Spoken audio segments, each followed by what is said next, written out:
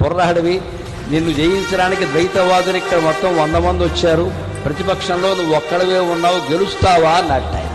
వెంటనే ఆయన సమాధానం చెప్పాడండి సంస్కృతంలో, వాళ్ళు అంతమంది వచ్చారండి 100 మంది, నేను లెక్క పెట్టలేదురండి, మీరు లెక్క పెట్టారు. నన్ను ఒక్కడిని ఓడించడానికి 100 మంది వచ్చారు అంటే వాళ్ళు ఎంత బలహీనులో నాకు అర్థమవుతోంది. నేను జయించినట్టే మొదలుపెట్టండి. 100 మంది ఎదిరిస్తే మన ఆత్మవిశ్వాసం ఇలా ఉండాలి, పారిపోకూడదంట.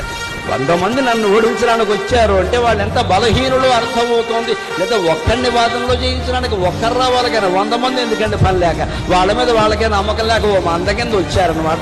నేను ఏకయోగిని, వాళ్ళు అనేక యోగులు, అనేక వాదులు కానివ్వండి, ద్వైతవాదులు, ఏం పర్వాలి, అందరినీ నేను ఒక్కడినే ఎదిరించాల్సిన పరిస్థితి వచ్చింది అంటే అమ్మవారు నాకు అవకాశం ఇచ్చిందండి, అనుమానం ఏం లేదు. అందుకే ఇది చాలండి. అతో చేశామి సర్వాన్ని, అందరినీ నేను జయించి తీరుతాను, నాకు ఆ నమ్మకం ఉంది. ఆరభేచ చింతాం వాదం మొదలు పెట్టండి అన్నాడు. అది శంకరాచార్య.